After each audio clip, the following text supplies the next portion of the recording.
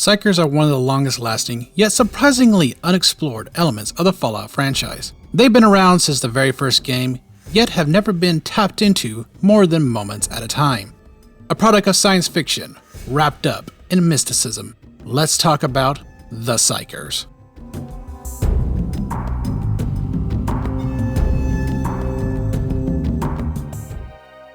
Psykers are just what the name implies. Beings capable of using psychic powers. There aren't a lot of them in the series. Some are confirmed while others are merely speculated. Some are products of experiments, some are born with their powers, and others have gotten their abilities through assistance of an item.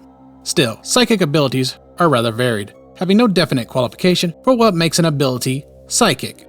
For Fallout, let's divide this up into 3 major categories of psychic powers that we have seen. These are categories that I'm making up, but I feel like it covers most of the bases. Kinetic, Communication, and Foresight. We'll go through each of these and apply them to known Psykers, assumed Psykers, and potential Psykers. While I won't get too far into the labeling of who is a known, assumed, or potential Psyker, let it be stated that some people may not consider some subjects on the list to be Psykers due to methods of how some gotten their abilities, as well as the rather arbitrary and varied nature of said abilities. Let's begin. So, kinetic powers are one of the more common ideas presented when thinking about psychic powers, and just superpowers in general. To break it down, kinetic energy, in terms of physics, is the amount of energy an object has due to its motion. But when describing powers, psychic or otherwise, the word that is most often used is kinesis. As you may have guessed, kinesis means motion. Kinetic abilities, therefore, means to put something into motion, to manipulate it. As an example, hydro means water. The ability to manipulate water is therefore hydrokinesis. Water movement, water manipulation. In many respects, as far as fictional media goes, kinetic abilities are the most common form of powers. It's a broad category. There are 4, possibly 5 known kinetic psykers in Fallout. 4 of them are from the original game. Wiggum, Moore, Lucy, and Gideon.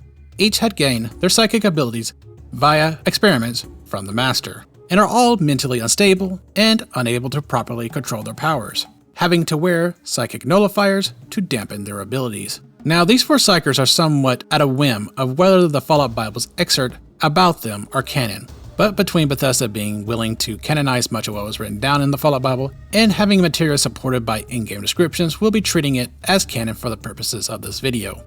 Wiggum is an electrokinetic dominant Psyker. His is a very simple typing to read and understand.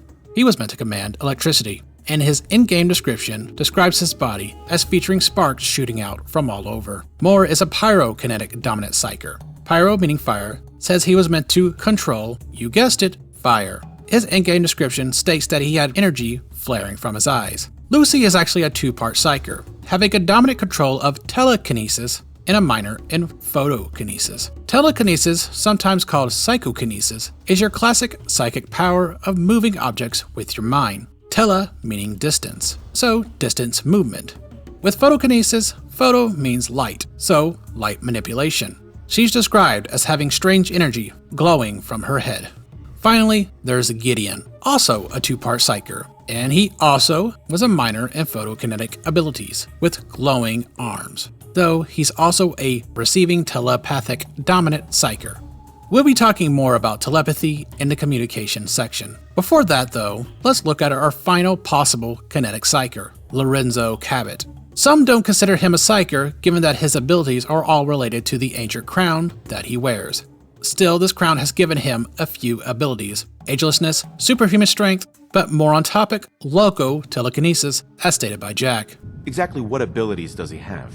Enhanced strength, unusual resistance to most kinds of physical damage. Oh, and a kind of local telekinesis, which appears to be projected by the artifact itself.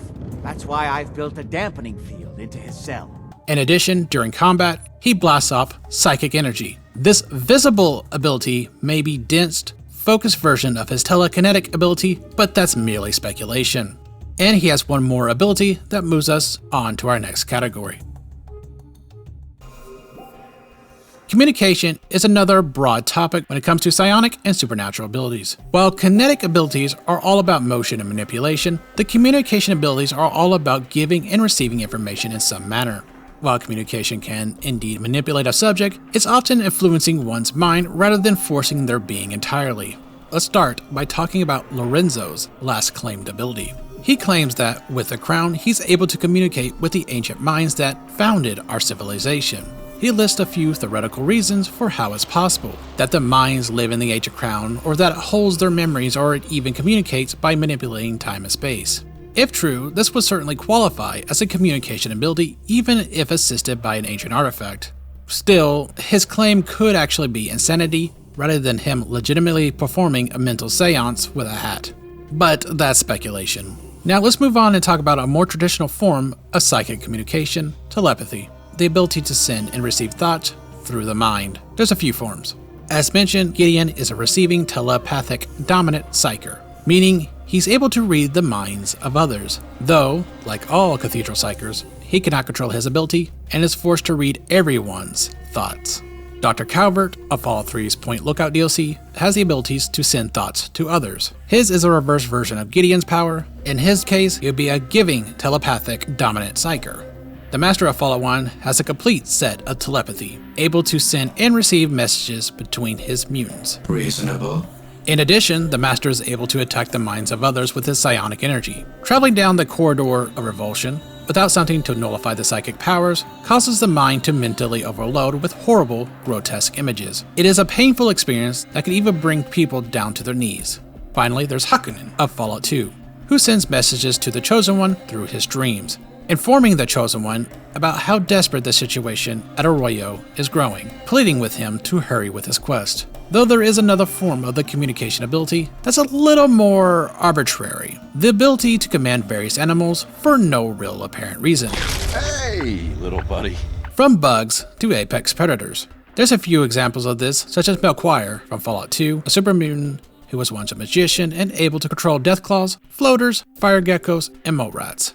In Fallout 3, there's the Antagonizer, who, well, commands ants. And Fallout Tactics actually has a whole faction with the psychic ability of controlling beasts. While Tactics is in this weird only a few things are canon state, I thought it was interesting and should at least be shared. And I suppose any player character with the Animal Friend perk may be considered to have this ability. Finally, let's talk about Foresight. This set of psychic powers is perhaps the more well-known one because of narrative importance a character with this ability may have.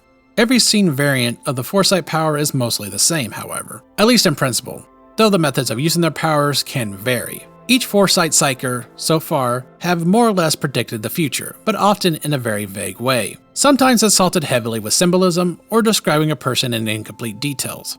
In many respects, Foresight Psykers are the ones shrouded extremely heavily in mysticism. Fallout 3 has Bloomseer Poplar, the soothsayer and healer of the tree miners. New Vegas has the Forecaster, a young child willing to sell thoughts. He comes complete with a psychic nullifier from the original Fallout, and he removes it to use his powers. There's also the Nightkin in Black Rock Cave, who gives some insight into events in companion history. Fallout 4 has Mama Murphy, perhaps the more well-known one due to a lot of players stumbling upon her early in the game. She's able to give prophetic visions of the sight for Kims, and interestingly, gives a lot more definite information than the other Psykers. He says Z247, initialize factory reset, authorization code Zeta 53 Kilo.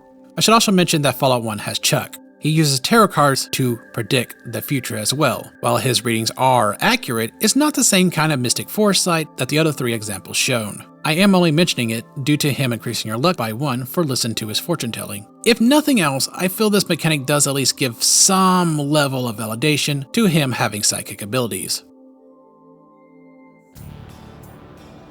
Now, Psykers are pretty interesting to me. As I said, despite how long they existed in the franchise, they're rather unexplored. They stay kind of mystical and are largely, at least for modern Fallout, represented more by the soothsayer and fortune teller than the other abilities. This does make the Psyker seem a little more alien to the series, like it doesn't really fit in with the more science fiction elements. Some might see the Psykers as something that should be handled with a really light touch and used sparingly. This is the opinion of Joshua Sire. Others may want to do away with it entirely. Personally, I feel that the Psykers do fit in and wouldn't even mind them being brought up a bit more. Between ghosts, aliens, and talking plants, I feel that Psykers are more grounded in reality. Mutations that turn people into orcs and zombies doesn't really feel that far off to someone being able to lift objects up with their mind. And perhaps I don't think it's too strange because there's plenty of mediums that have given life to the abilities to manipulate fire and ice with various science fiction flavors, even superheroes. And the Master is often regarded as the best antagonist in the series, complete with his psychic abilities. Reasonable. But I do understand that a large part of his appeal is that he is quite otherly. Still, I don't feel that others having such abilities would take away from his position. With that in mind, I would like to step away a bit from the fortune teller character and pull up more on the Kinetic Psykers. As an example, a Psyker that is able to use electricity to destroy hordes of robots or even power arm users sounds pretty cool. That said, I don't want it to be overdone. One game that explores the concept in a stronger light, then regulates them later to maybe a side plot in future titles, would be just fine. And while I'd be cool with a Psyker companion, I don't think the player should be able to become a Psyker, beyond the animal friend perk anyways. If it proves to be popular, that mechanic would have to come back all the time, and I honestly believe that's part of why we haven't been allowed to play as a super mutant or a ghoul yet. Anyway, what's your thoughts on Psyker as a whole? Do you want it to be explored more, done away with, or are you pretty happy with our current usage?